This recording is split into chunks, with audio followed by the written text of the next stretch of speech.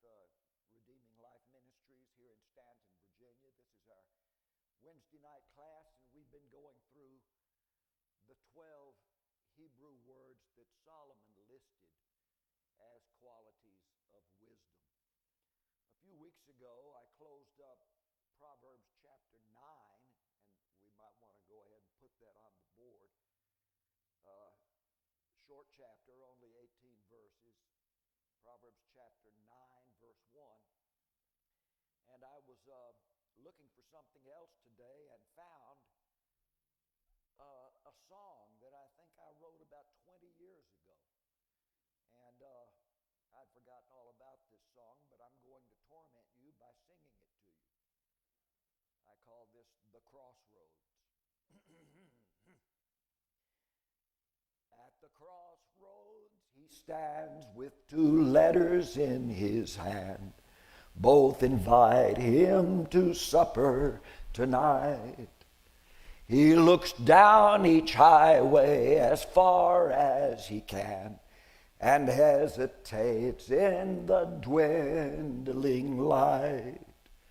Oh, he's just one of those wandering boys at the crossroads of darkness and light, counts his money and ponders his choice as he comes to the crossroads tonight.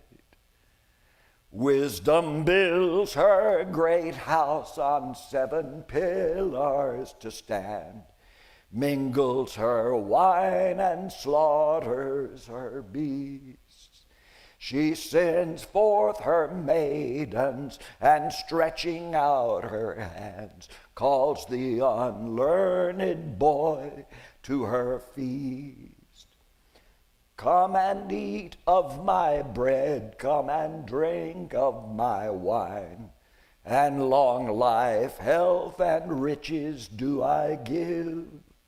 Seek wisdom and your days will be multiplied. Oh, forsake the foolish and live. But he's just one of those wandering boys. At the crossroads, he looks left and right. Almost he responds to her voice as he listens at the crossroads tonight. A fool of a woman in a doorway down the street. She is clamorous, ignorant, and proud, accosting passers-by to turn inside and eat. She calls the unsuspecting boy's name out loud. Stolen waters are sweet, secret bread will I share. Ah, come on, boy, inside for a spell. But he has no idea that the dead are in there. All her guest souls are in the depths of hell, for he's just one of those wandering boys. At the crossroads he'll choose wrong or right, counts his money and ponders his choice as he pauses at the crossroads tonight.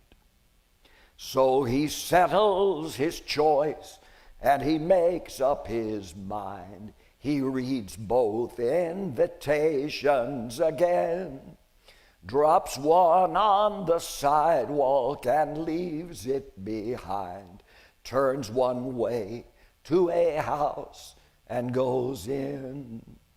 Ah, he's just one of those wandering boys at the crossroads of darkness and light, counts his money and settles his choice. You tell me, which house does he go to tonight? That's it, just a little repetitive ballad.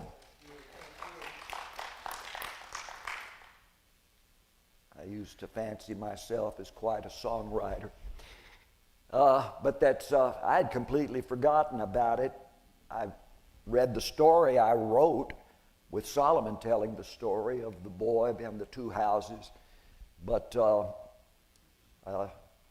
I'd completely forgotten that song. All right. Where we left off, we're discussing the quality of wisdom known as sakal, or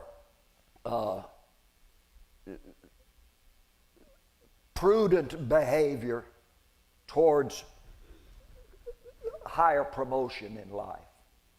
This is the fifth of the wisdom virtues. And I had the young sailor seizing the opportunity to be promoted to become a navigator's assistant and learn the strange science of celestial navigation by the sun and the stars and so forth. The old navigator handed him a chart and said, "Look it over and tell me what all this is." The young Israelite sailor looks at it, can make neither hide nor hair of it, until he notices there's some patterns on there that line up with certain patterns of the stars. And he said, "Well, those must be stars, and this line here must be the island we passed earlier." And and he begins to figure it out. "Okay, right you are," the navigator said, still not looking at me. "The shape you don't know is the island we will approach before midnight, if I deem our position and direction correctly. Since we left sight of the coast last night and the island earlier today, I've had only the sun and now some stars to determine our direction. I hear the linesman marking our speed. If we maintain it, and if we're properly pointed, we'll soon catch sight of the next island." Well, do you know how they used to measure the speed of a sailing boat? A linesman would do it. He's got a long rope, and every fathom on it, 6 or 7 feet, I forget how long a fathom is, there's a knot. And then another knot, and then another knot, and then another knot. Down, the weight is going to drag this under the water, of course, but he's got a little buoy fastened.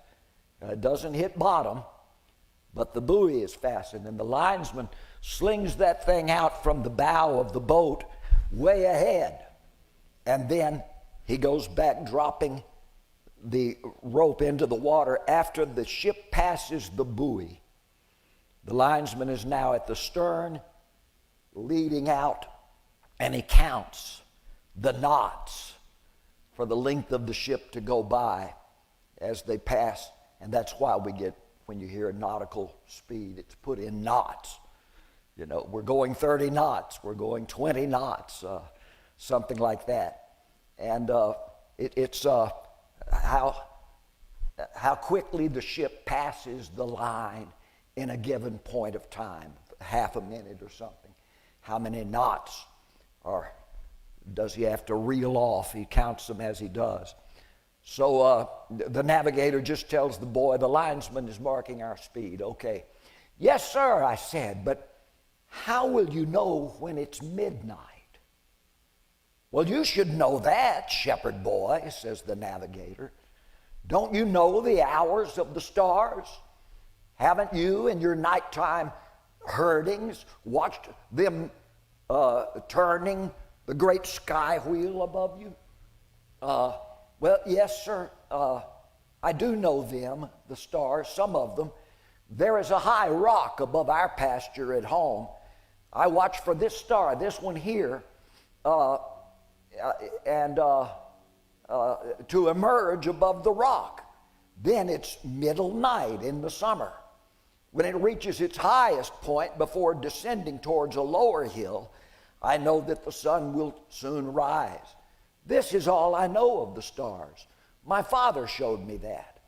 But here there are no rocks, hills, trees. Boy, you're now on a moving ship on a plunging sea. You can't mark the stars by any stationary thing. You must compare a star's position to the horizon. It's how you mark the hour. Didn't your father teach you this much? No, sir, I do not believe my father knows of such things. He looked at me for the first time. He had kind eyes that belied the harshness of his speech. Then I'll teach you. On this ship, you are the first Israelite to rightly guess the meaning of that chart. Maybe you can learn. What mean the words on the lower page? I told him I reckoned them to be lists of some kind. Perhaps they showed the relationship of certain stars to the horizon, as he had just said. He slapped my back and said I was correct. He smiled and crouched low next to me under the lamp. He began to talk about each star on the paper, its name, and how to identify it, about the 4 columns on the paper being annual equinoxes and solstices, about months and days and hours, about reckoning ship's speed and the set and drift of current and wind shear, about a strange counting of multiplied and divided numbers, about angles of the weighted string along the cross-shaped thing that he used to sight a star. And he did not stop talking until the watcher on the high mast called a land sighting. He stood and called for a speed marker. The linesman answered. He pointed the cross from his eye to a star. He called back that we should begin to round the island in about 1 hour. It would be after midnight. Then we would leave the island behind us just at sunrise. Excepting a change of wind or current, we should approach yet another island by mid-morning. He sent me off to bed, but not to sleep. You've a lot to learn, he said. We'll begin by doubting that you can. Few are studious enough for this. Take these and read them. Report to me here at sunrise. He gave me the scroll and 2 more. I did not even know how to read their language. I passed the remaining hours with a small lamp trying to understand them. The following nights found me in every rare spare hour learning and memorizing more astronomy, star positions at varying seasons and latitudes, a list of sunrise positions on each day at differing parallels and moon phases, and positions at corresponding meridians, and the charts of our voyage. Now, you know, somebody says to me, well, you're not talking astronomy. That's not spiritual or anything. Most people in Christianity are a little afraid of astronomy because they think it's stargazing and horoscopes and all of that. I want to remind you that God himself speaks of the constellations. He mentions Orion and the Pleiades, and he mentions Arcturus and other stars. Talking with Job, and Amos talks about some of these constellations in the Bible. These were the clock for people in those times.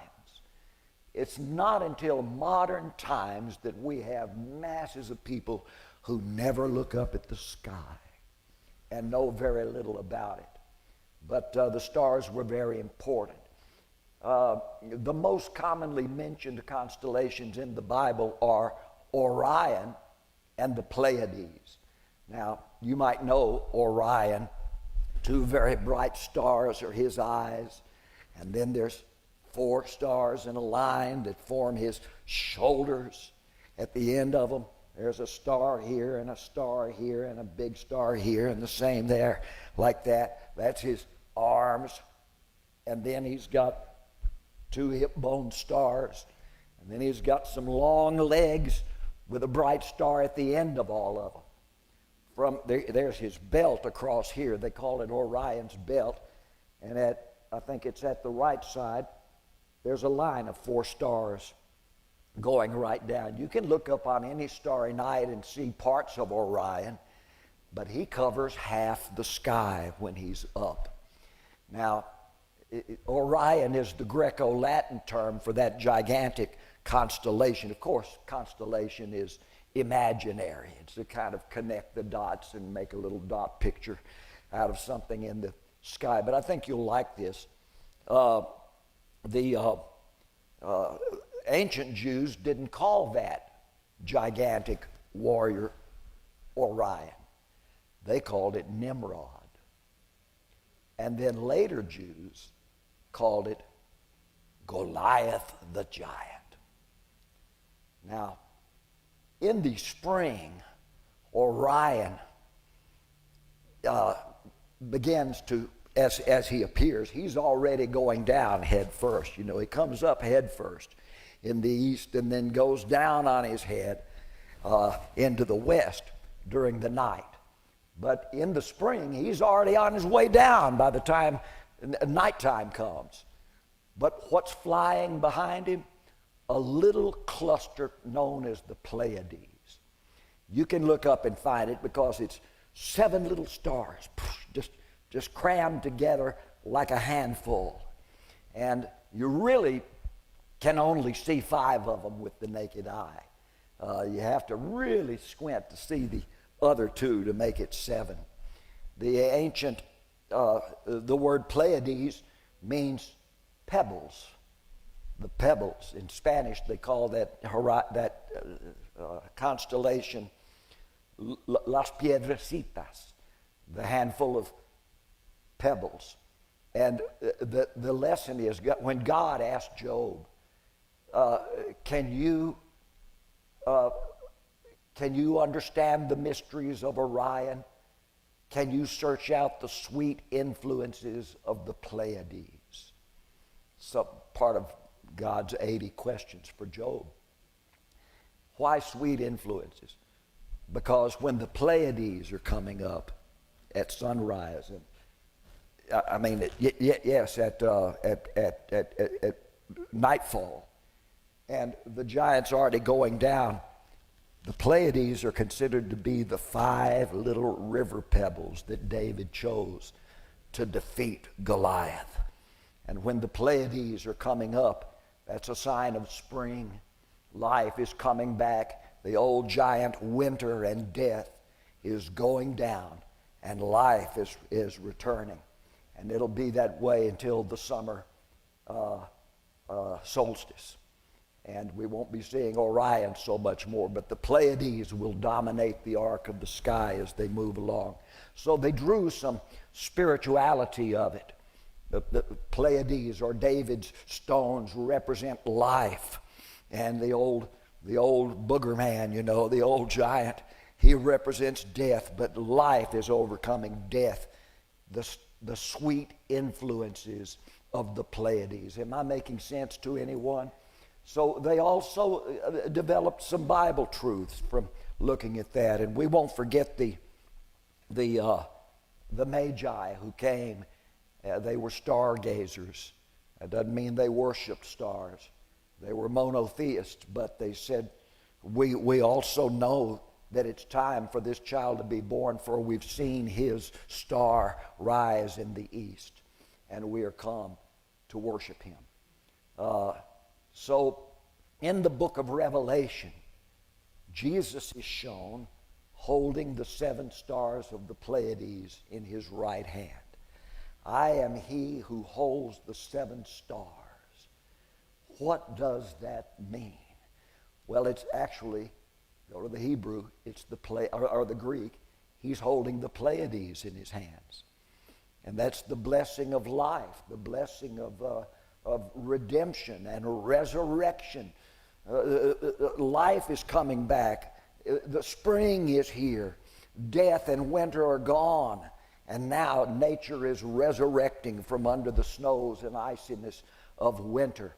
That's why Jesus reminds them, I am he who holds the 7 stars, the Pleiades. I just find that interesting. And I thought you might. Each dawn, the sailor goes on, I reported to the navigator for an hour of testing on what I should have learned last night. The written language was coming to me. During chores, I watched the sky with growing fascination. I listened to depth or speed calls when the marker man threw his fathom line. I would scan the horizon and note the hour. I gained aptitude for time telling. Eventually, I was relieved of some of my deck duties, allowing me time for more important work at the fore, where I gave readings to the navigator as he charted course. I attained reliability. I began to feel that the entire ship depended upon my sightings. After 30 days, the ensign named me as the assistant navigator. Solomon stands and thanks him. Our sailor has brought us along his story to the complex lessons of Sakal, an important stage in the wisdom journey. Sakal is our Hebrew word for prudence, Be'ina's natural follower. Be'ina, of course, you remember, means understanding. Sakal causes a man to prosper, to have good success. With Sakal, he guides his affairs wittingly, with prudence towards success and promotion. Sakal, Solomon says, is more than knowing the right thing to do. It's the doing of it. It is common sense, a policy toward goals, acquiring expertise. Sakal moves with its eyes open. A man living without Sakal is a ship in a cloudy night with neither chart nor star. Sakal is dependable erudition. Decision makers look for people with Sakal, the steady eye on the star, to advise them. It results in promotion. No one can find success without it. Solomon pauses for a moment for a comment from the table. There is none. He asks Sailor Shammah to continue with his story. Now we come to Tzedek, Tzedek. It's part of the name Melchizedek. Melech means king. Tzedek means righteousness, king of righteousness. And we're told in the book of Hebrews that that is the meaning of the title Melchizedek, king of righteousness. The sailor steps forward and he says, "Yes, my Lord." Now, anybody can stop me at any time. I know I'm just reading to you. I hope this proves to be interesting to someone. The ensign was at the helm. Word came from the captain that he was needed to oversee other work. Call that navigator's young apprentice to take the helm for the night watch. When I came aft, the ensign had both hands on the tiller. He released his left and brought me in between him and the helm. He placed my hands under his. For a while he steered through my hands, letting me get a feeling for the rudder down below. I'll explain this in a minute. The great blade sliced and veered deep in the water behind and beneath the ship. It pulled and kicked with each rise and fall of the waves. It answered the roll and pitch of the ship up and down the swells. "Keep the bowsprit," the ensign told me. Keep the bowsprit pointed at that star's rise. Then steer behind it more each hour. If the wind shifts, call me. We'll rouse the men to pull sail to wind. It'll be your decision to call the angle. I'll come up to see how you do it and judge your call. Right now we've got a good tailwind. It should be smooth running for a while. But those low clouds ahead could mean a lurch. Keep your eye on them. Don't call us without need. He released my hands and walked away, leaving me to control the ship's course. Now, let me explain. Imagine the back of the ship. There's a rudder, and it's very large. It's shaped like this, and then underwater it goes out like that, and then curves down deep. And you have to turn it back and forth Now later they invented a kind of wheel that you could steer this thing with. It was connected to two ropes on a windlass. One rope was wrapped this way and ran off that way through a pulley and then back through another pulley and to the rudder. The other one is wrapped the other way around the windlass, a windlass being kind of a big spool. And it runs through pulleys back to the rudder also. These are connected to the wheel. If you turn the wheel this way, left or port side, then it's pulling in this rope and letting out that rope so that the rudder turns the way you want it to turn at an angle and the ship begins to turn that way. But back in those days, they didn't have that invention yet of a helm, a wheel that we would see in later navigation. They just had this big handle known as a tiller that's fastened to the rudder, and you've got to pull that thing. Sometimes it would take two men to pull it, if in a heavy sea or against a strong current. And you pull it this way, and the rudder, of course, bends that way. So you got to pull it to the right if you want the ship to turn left, and vice versa. And this young man is entrusted with steering. And what's this got to do with tzedek, or righteousness? Well, think about it as we go. I felt the great keel knifing through the sea and the back and forth rudder plunge. I steered up and down the diagonal roll of waves. The vessel lightly swung port to starboard at my touch. Too much roll could throw men off their feet, toss sleepers from their hammocks, slide plates from the captain's table. Too little angle, and the ship would yield to the current and meet the next swell of waves at a wrong angle. I had to decide at each swell how much and how little to swing the tiller, taking account of wind and wave and the result of my actions upon others. I had never been so entrusted. I relished my new power and the ease of it. The hour passed. Suddenly, just at the crest of a tall swell, the sails slackened, then shook violently. The tailwind had dropped. A new gust struck starboard. With no forward drive, the stern rose above the water, leaving the rudder momentarily in the air and lifeless. I swung the tiller back and forth, seeking a point of resistance. The ship then pitched down the swell into the trough, and toward the next swell, the rudder stabbed into the sea. It was all I could do to hold her steady. I called for the ensign. He had already sounded for hands. As the crew scrambled on deck, the bow crashed into a new high swell. The draw sucked her helpless up to the crest. The men were at the lines, pulling the sails aport.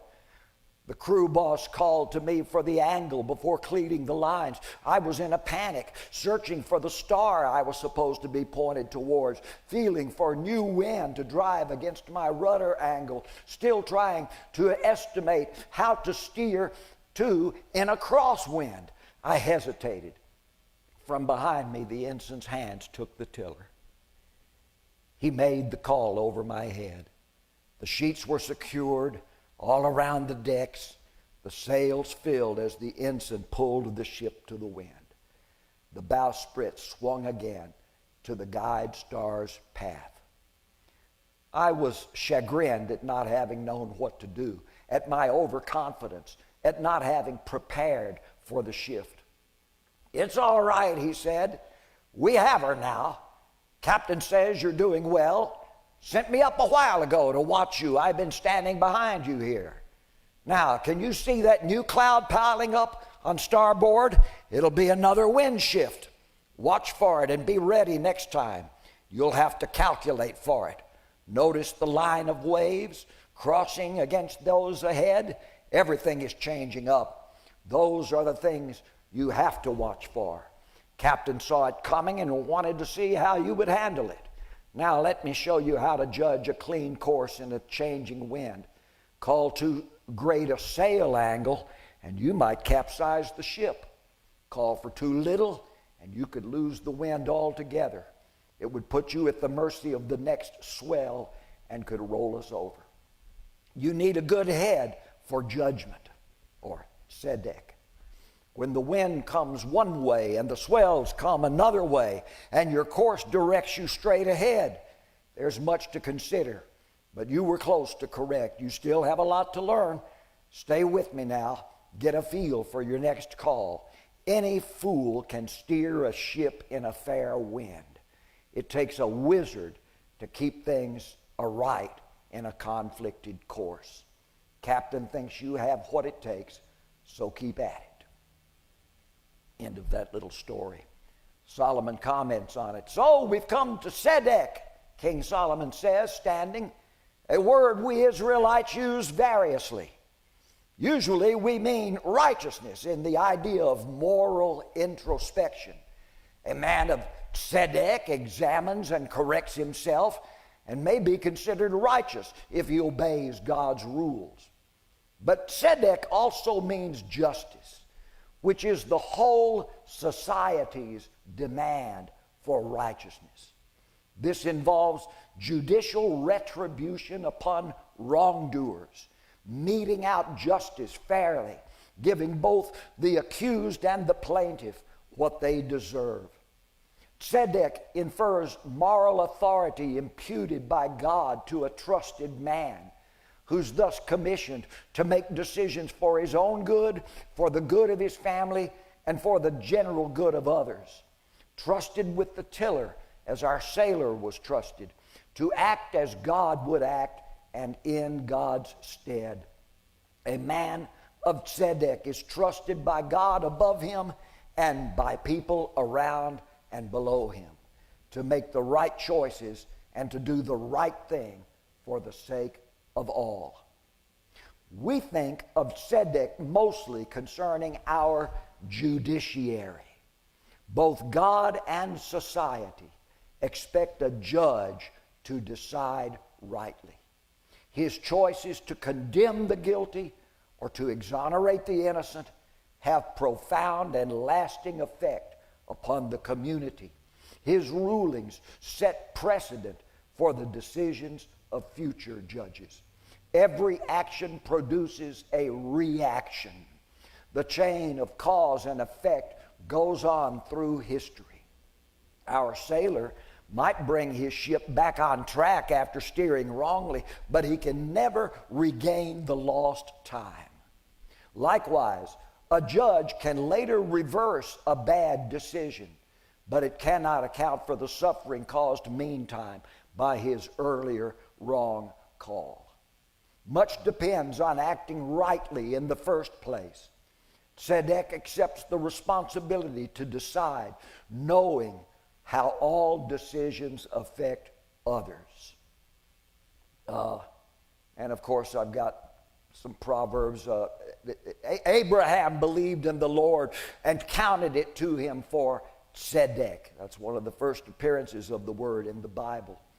God said, I know Abraham, for he will command his children after him, and they will administer tzedek. In other words, take the responsibility for making decisions. David reigned over all Israel and executed tzedek to his people. There's a psalm.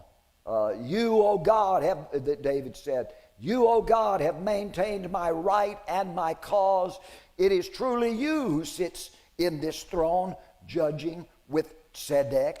In other words, David was standing back saying, oh God, you sit in, you be the king of Israel. You know, but God says, yeah, but I'll do it through you, David.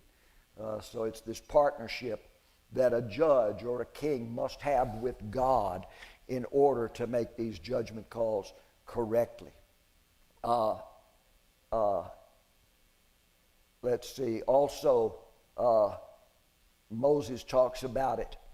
If you see the oppression of the poor, the violent perverting of judgment and tzedek, marvel not at the matter, for he who is higher than the highest also regards them.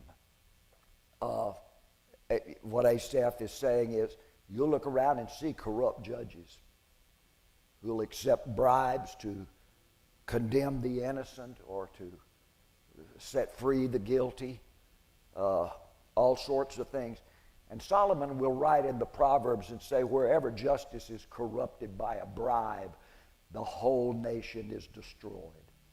And you might want to look through how much Moses actually talks about the corruption of tzedek, the corruption of justice.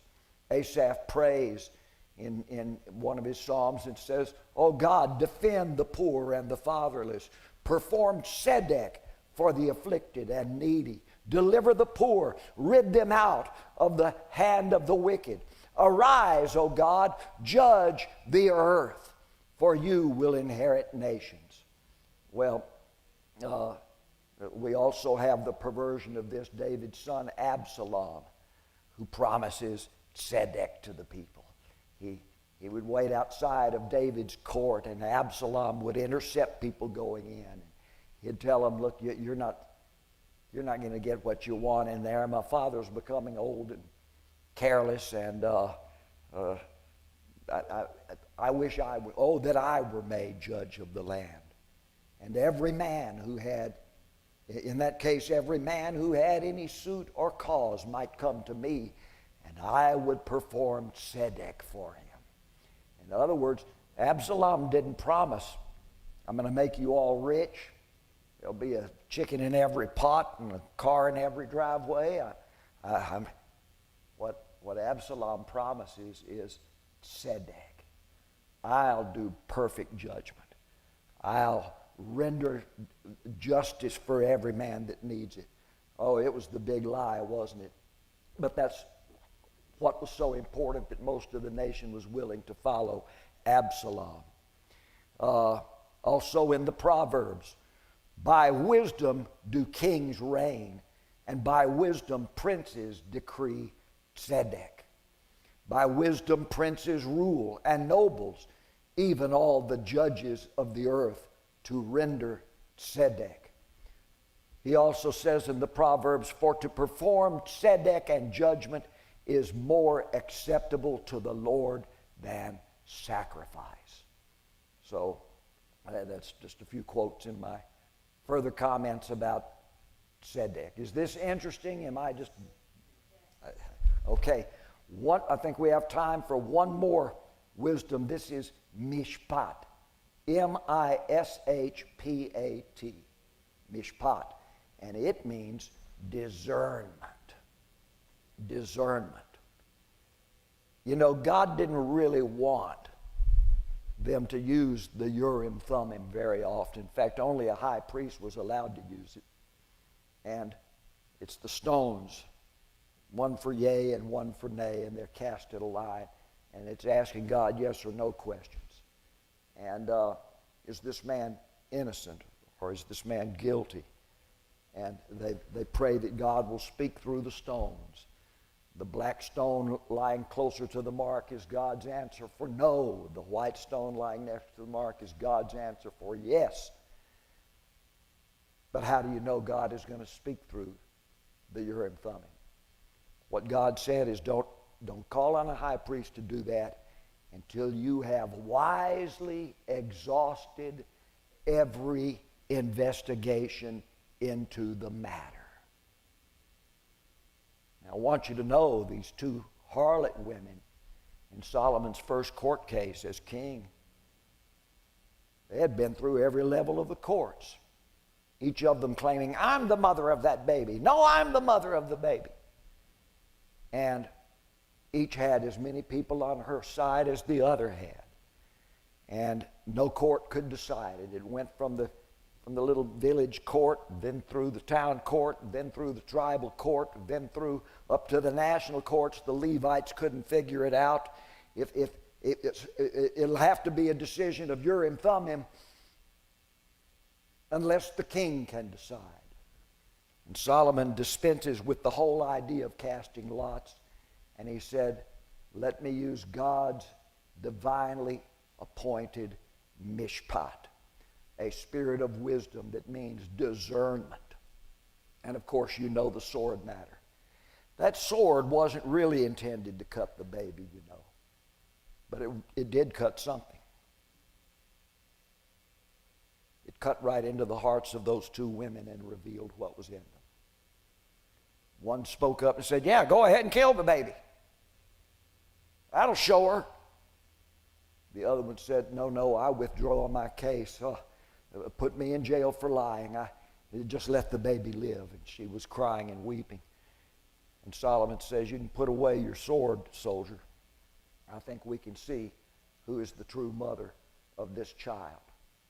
Now, this was just a day or two after God had promised Solomon wisdom in a dream. And Solomon had awakened from the dream and looked in the mirror and said, oh, behold, it was only a dream. But he gets back to Jerusalem and finds this court case waiting for him. And the first evidence of divine wisdom upon him was the mishpat, the discernment, to demonstrate between these two women. Am I making sense to anyone here?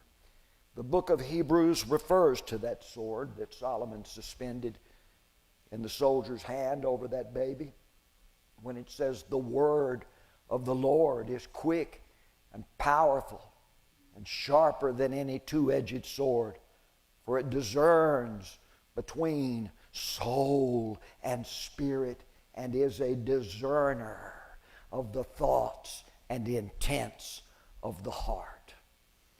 Now, mishpat is thought of then as a sword that you can use spiritually to discern what's in the hearts of people you're forced to deal with.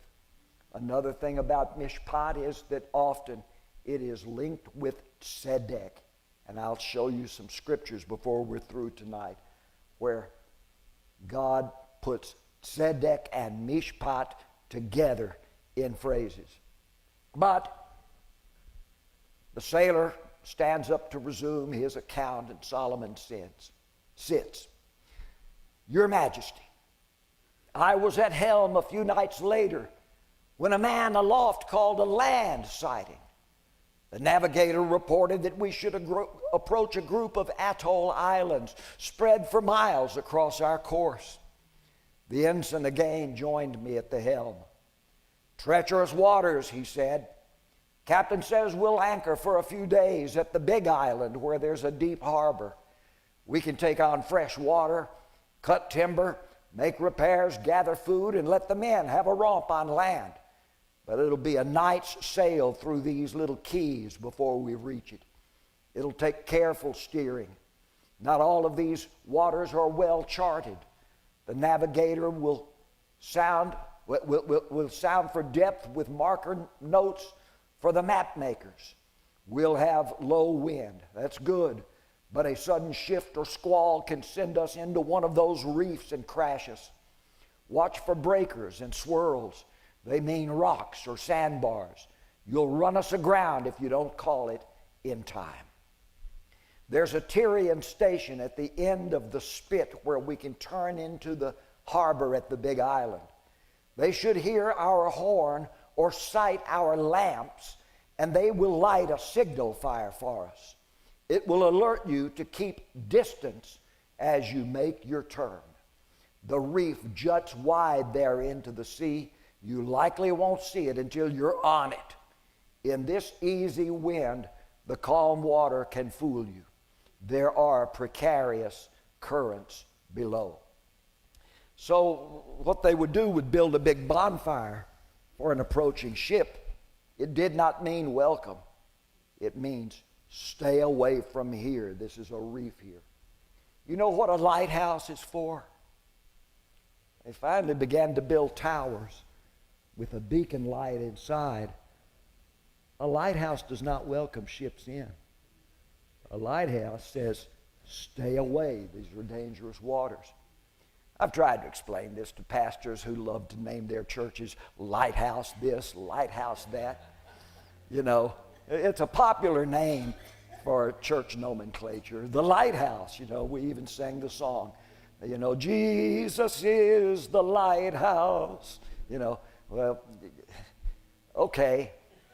But, you know, and I'll sing it. I understand people's fixation on that. But to be really persnickety about it, a lighthouse is not to welcome anyone. It's to warn them. Don't come here.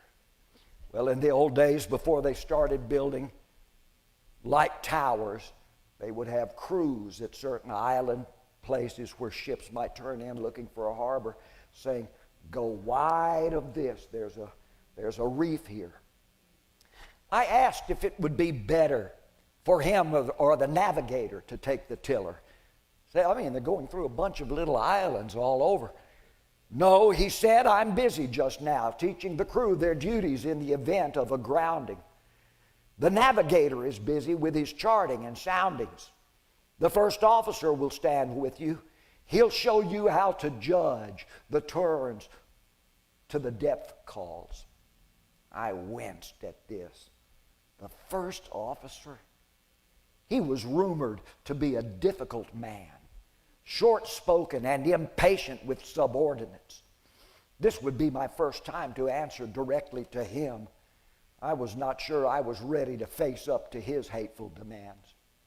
Only the day before, at mess, one of the hands had complained in a raspy whisper about the first officer's unreasonable harshness. I had chimed in with everyone else. Yes, I had no personal experience with the man to give me cause to resent him. I checked myself inwardly. Rough camaraderie with the crew had pulled me to ally with their grousing. Afterward, I felt cheapened for not having spoken up in the first officer's defense. But I reasoned, though, how I had no personal grounds for this either. I did not know the man at all. But now I was to learn whether the rumors were true. The first officer was coming astern. It would be he and I together for the long shift. Why must I be placed under the watch of this reputedly hateful officer now during my most difficult charge yet? The first officer relieved the ensign and stood behind me for an hour, not saying a word. The ship moved into the channel between the first two islands. I nervously veered according to the marker's calls. The first officer watching over my shoulder kept me on edge. The strain intensified. We passed the two little islets. Another loomed suddenly ahead. My call was, "Hard to starboard!" I made the turn as the crew pulled the sails into the new wind slant. It went well. The ship leaned, slicing through the channel in the tack wind. It was the sharpest turn I had ever made at the tiller. I knew I would not have made it rightly without the swift response of the crew on our sails or without the quick calls from the marker man. His hand, the first officer's hand, clapped my shoulder. "Fair work, steersman. You let the stern swing a little far. Make it a bit tighter next time and work on precision with the sail shift. You have to watch the sails and the marker man at the same moment. Keep your eyes and ears open now. It looks like we'll be standing into a fog bank. We won't know what's under us. I might be with you or I might not. Call out if you're unsure." Later, I glanced back to find that I was alone at the helm. So this was it. I had been wrong in my prejudices against the man. By a griping shirker who rankled at authority and grumbled among the crew for others to lick his wounds like a whipped dog. Never again. The first officer had treated me fairly and with dignity. He had given me helpful advice. Why had I let others move my feelings against the man? I could have spared myself a lot of tension had I not listened to them.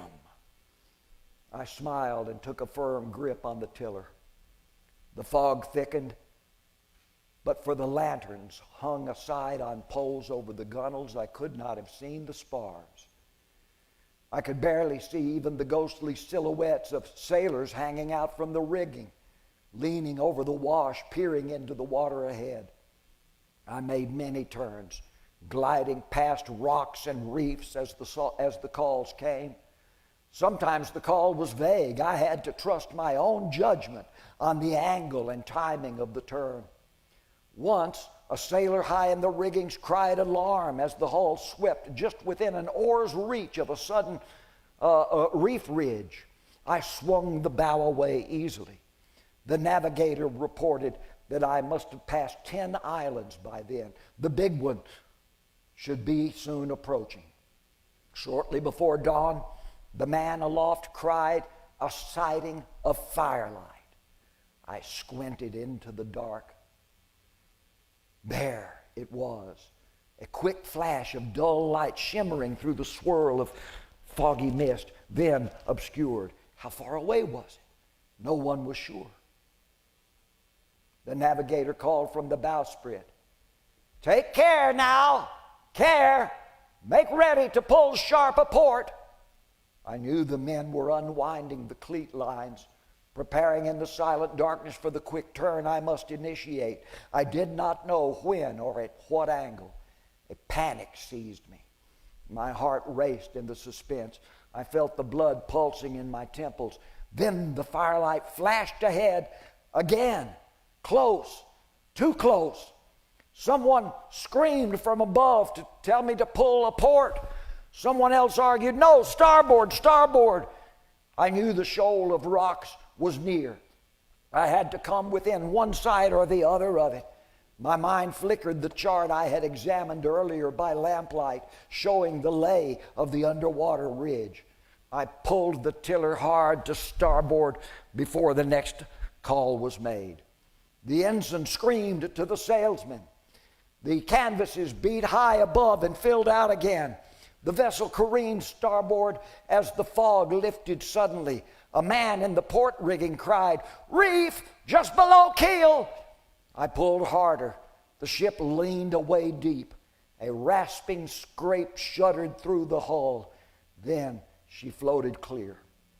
Again, a hand covered mine, pushing the tiller slightly starboard, then pulling it slightly back again as the ship righted herself to the wind. The voice at my ear was calm, firm. "Easy now, easy. We've just missed it. Quick thinking. I'll take her in now. Stand aside." It was neither the ensign's nor the first officer's voice. I saw the captain's ring on the hand at the tiller. I looked up. He grinned ahead, not looking at me. "Close scrape. Good judgment," was all he said. I sat on the steps. I clung to the ladder post as the sun rose behind me. The ship slipped softly into the calm waters of the wide bay. I was trembling.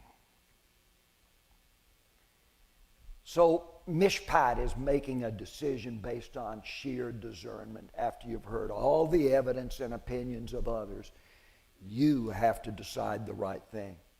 How many times, like our sailor, have you had people poison you against someone? And then you found, and you spewed out the same poison. You don't have to admit to it. I'll just tell you that you've done it. And then you found out that it was all completely wrong. How many times have you had someone guarantee you how wonderful such a person's going to be, and then when you got into some kind of friendship or closeness with that person, you found out you were dealing with a snake in the grass. Nothing wonderful about them at all. Solomon talks about it just a little bit. Our sailor has now given us a fine illustration of Mishpat, the sixth of the wisdom family, the twin sister to Tzedek. In many passages of our writings, Mishpat is linked with Tzedek, where Tzedek, or righteousness, is the moral authority to do the right thing. Mishpat is the actual decision to do it. As our friend Azariah has observed, God said it of our father Abraham, Abraham will keep my ways to do Tzedek and Mishpat. It's written of my father David, he reigned over all Israel and executed both Tzedek and Mishpat to his people. Well, I've got some other scriptures here, but I think I've made the point about Mishpat. After I'm through reading these sailor stories, I know it seems like I'll never get them finished, but these are stories I wrote. This is my own writing. I don't get up and read other people's books to congregations unless I'm reading the Bible. But I will read some of mine. And I've got Solomon going on, talking a good deal about the times that rulers or judges in Israel, going back to the book of Judges, had no mishpat. And the nation fell apart. And how necessary it is to have wise men who will be known as men of discernment, men of mishpat. And you can be a person of discernment and still have evil intentions. Oh, I've discerned this person out. I believe I can take him. I can snooker him. I can take advantage of him. And that's you have to first have tzedek, righteousness, the desire to do the right thing for everybody. A person without tzedek only thinks of himself, and he uses what discernment he can have, kind of an evil mishpat, to take advantage of someone else's innocence. When we get back, I'll have a brief story to read next week about Meshar, which is equity, the search for fairness. And I think you'll enjoy that. One of the first protests that a child learns to make in life is when he stomps, or she stomps the little foot and says to mom or dad, "But it's not fair. It's not fair." Meshar is fairness. And how do we respond to a child that says it's not fair? You know how you respond. You say, "Learn this well, kid. Life is not fair." That's right. Yeah, that's right. Life is not fair. Don't look for fairness. Don't demand fairness. You'll never find it. Well, yeah, you can. Fairness does have some leeway. No one can achieve perfect fairness. Why? Because we'll never know everything about everybody. But we should have it inside of us to seek fairness when we're called upon to deal with a situation concerning people. So Mesharim is what we'll be looking at. Meshar, also called Mesharim. It's plural. It means different aspects of fairness. Mesharim. So we'll be looking at that. Thank you for your attention tonight. Thanks for coming to listen to this. I really appreciate you. Brother James.